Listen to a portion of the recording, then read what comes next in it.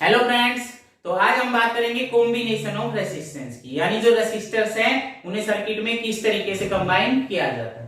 तो दो तरह का कॉम्बिनेशन है, सबसे पहला है सीरीज और सेकंड है हमारा पैरेलल कॉम्बिनेशन। तो आज हम बात करेंगे सीरीज कॉम्बिनेशन की। हमने क्या किया, 3 रेसिस्टर्स है R1, R2 और R3, इन्हें एक लाइन में आपस में क्या कर दिया, ज्वाइंट कर दिया।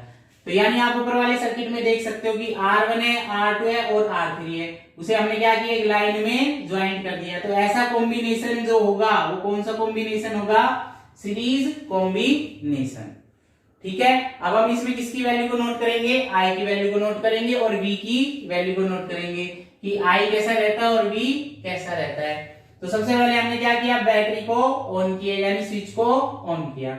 जैसे स्विच ऑन होगा बैटरी में से क्या फ्लो होगा, करंट फ्लो होगा। अब करंट R1 में से भी जाएगा, R2 में से भी जाएगा और R3 में से भी जाएगा। हो सकता है करंट R1 में से ज्यादा जाए, R2 में कम जाए और R3 में बिल्कुल ही कम जाए, या फिर ऐसा भी हो सकता है कि सब में से करंट क्या जाए, सेम जाए। तो इसके लिए हम क्या करेंगे, एक एमीटर लेंगे, एमीटर को इस पॉइंट पे कनेक्ट कर देंगे, दूसरा एमीटर लेंगे उसे इस पॉइंट पे कनेक्ट कर देंगे, यानी इस रेसिस्टर्स के अक्रॉस क्या कनेक्ट करेंगे, एमीटर कनेक्ट कर देंगे। अब हम किसकी वैल्यू को नोट करेंगे, करंट की वैल्यू को नोट करेंगे कि करंट की वैल्यू कैसी रहती है। तो हमने क्या देखा, इन रेसिस्टर्स के अक्रॉस R1, R2, R3, इन सभी के अक्रॉस करंट की वैल्यू क्या थी, सेम थी। तो इसलिए हमने क्या कहा कि I की वैल्यू क्या रहेगी, सीरीज कॉम्बिनेशन में सेम रहेगी। यानी अगर करंट यहां से 10 एम्पियर फ्लो होना शुरू है तो यहाँ भी कितना आएगा, 10 एम्पियर आएगा।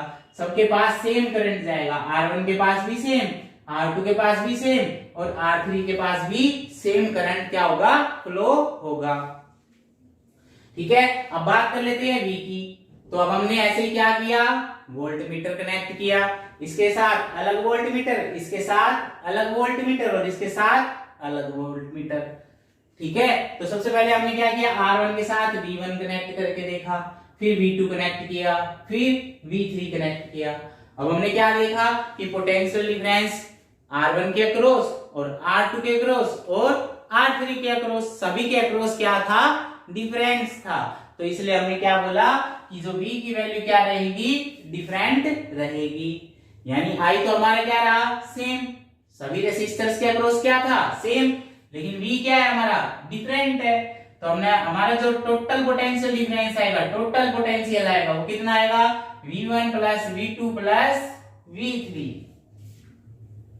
तो V क्या आया, V1 plus V2 plus V3, ये क्या हमारा टोटल पोटेंशियल डिफरेंस इस सर्किट के अक्रॉस। कौन सा सर्किट है, सीरीज सर्किट है ना, इसके अक्रॉस क्या आया, V1 plus V2 plus V3।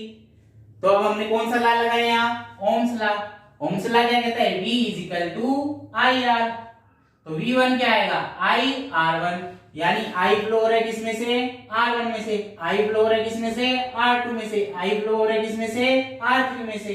तो V1 क्या आया, IR1, V2 क्या आया, IR2, V3 क्या आया, IR3।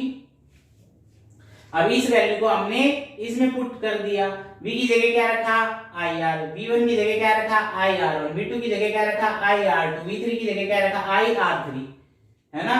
अब इनमें से क्या कॉमन ले लिया, I कॉमन ले लिया, इन सभी में से I कॉमन ले लिया, I कॉमन लिया तो I से I कैंसिल।